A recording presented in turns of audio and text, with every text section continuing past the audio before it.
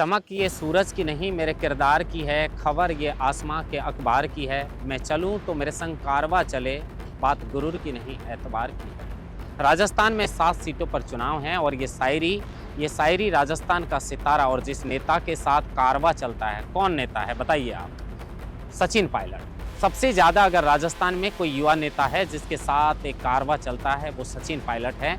और सचिन पायलट ने विधानसभा चुनाव के अंदर खूब मेहनत की। 13 से 18 कांग्रेस जब विपक्ष में थी तब भी इस युवा नेता ने मेहनत करके कांग्रेस को सत्ता तक पहुंचाया था। वो बात अलग है कि सीएम की कुर्सी पर बैठने का मौका सचिन पायलट को नहीं मिला, तो अब जो विधानसभा चुनाव थे या फिर लोकसभा चुनाव, पुरजोर कोशिश सचिन पायलट ने की है और सचिन पायलट की मेहनत भी रंग लाई। लोकसभा चुनाव के अंदर कांग्रेस ने सचिन पायलट की दम कह लें या फिर पूरी कांग्रेस ने एकजुट होकर ये चुनाव लड़ा था और उसी का नतीजा था कि इंडिया गठबंधन ने राजस्थान के अंदर 11 सीटों पर जीत दर्ज की थी। ये विगत 10 वर्षों में पहला मौका था जब बीजेपी को इतना बड़ा झटका लगा था। एक भी सीट पर पहले नुकसान नहीं हुआ। 25 की 25 सीटों पर बीजेपी काबिज होती थी, लेकिन इस बार 11 सीटों पर नुकसान हुआ है। अब राजस्थान के अंदर 7 सीटों पर विधानसभा के उपचुनाव हैं। पहले ये उपचुनाव 5 सीटों पर थे, लेकिन सलूम्बर से बीजेपी जो विधायक हैं उनके देहांत के बाद और रामगढ़ में विधायक के देहांत के बाद अब राजस्थान में 7 सीटों पर उपचुनाव होंगे। बीजेपी और कांग्रेस दोनों के ही दिग्गज नेताओं ने होने वाले उपचुनाव को लेकर कमर कस ली है और यही दोनों पार्टियों का निशाना है, यही दोनों पार्टियों का उद्देश्य है कि ज़्यादा से ज़्यादा सीटें कैसे निकाली जा सकती हैं। आज इसकी इनसाइड स्टोरी बताएंगे कि क्या समीकरण है राजस्थान में होने वाले विधानसभा चुनाव जो हैं उनको लेकर। ये तो राजस्थान के उपचुनाव के अंदर जग जाहिर है कि सचिन पायलट जिस सीट पर भी जाएंगे उनका असर देखने को मिलेगा। 3 सीटें तो ऐसी हैं, चाहे वो दौसा की सीट ले लीजिए या देवली उनियारा या फिर झुंझुनू। इन सीटों पर पहले से ही कांग्रेस काबिज थी। एक पर हनुमान बेनीवाल तो एक पर राजकुमार रौत जो बीएपी पार्टी के हैं।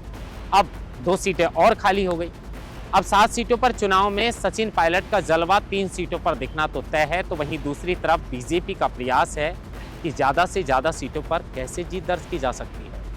लेकिन लोकसभा चुनाव के अंदर बीजेपी को जो इतने बड़े स्तर पर झटका राजस्थान से मिला था, इतने बड़े स्तर पर नुकसान हुआ था, क्या वो फैक्टर, जिन फैक्टरों के माध्यम से बीजेपी को इतना बड़ा नुकसान हुआ था, वो फैक्टर अभी भी काम करेंगे या फिर बीजेपी इस बार जो है विधानसभा के उपचुनाव में सीएम भजनलाल अपना जलवा दिखाएंगे?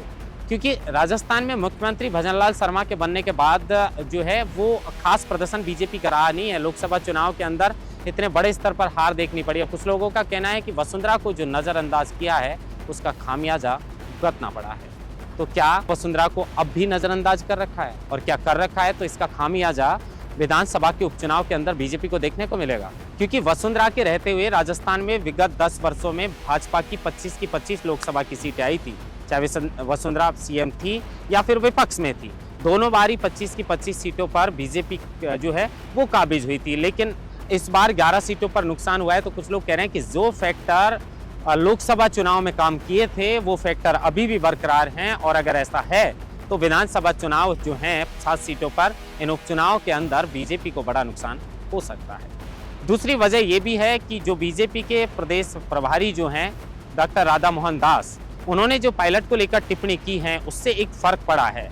राधा मोहन दास ने तो ये तक कह दिया कि राजस्थान के अंदर अगर मुझे खरोच तक आई तो इसमें पायलट की जिम्मेदारी है।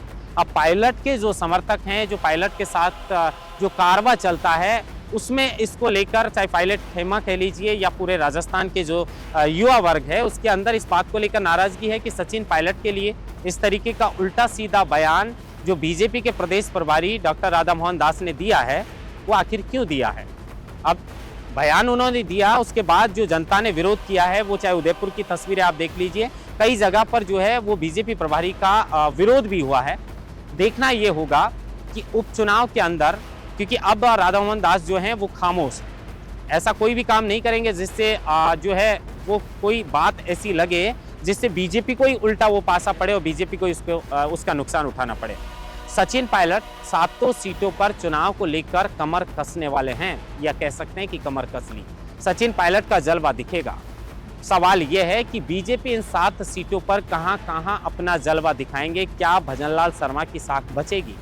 क्योंकि भजनलाल शर्मा के मुख्यमंत्री बनने के बाद लोकसभा और लोकसभा के बाद में विधानसभा के जो बाई इलेक्शन हैं उसमें उनकी अग्नि परीक्षा है। अब इस अग्नि परीक्षा में वो कितने खरे उतर पाते हैं और कितनी सीटों पर बीजेपी का जो है वो दबदबा कायम करने में वो सफल हो पाते हैं, ये देखना होगा। लेकिन सचिन पायलट का जो जलवा है वो राजस्थान की कई सीटों पर दिखेगा, इसमें कोई भी संदेह नहीं है। अब बीजेपी कितनी सीटों पर जो है वो अपनी छाप छोड़ पाती है और कितनी सीटें 7 सीटों में बीजेपी निकाल पाती है, क्योंकि कांग्रेस की पहले से 3 सीटों पर कांग्रेस थी। तो अब देखना ये होगा कि आने वाले विधानसभा के उपचुनाव में बीजेपी राजस्थान में कितने सीटों पर अपना दबदबा कायम करेगी या फिर सचिन पायलट अपना जलवा दिखाएंगे। महेंद्र बांसवाड़कर, लोकमत हिंदी, जयपुर।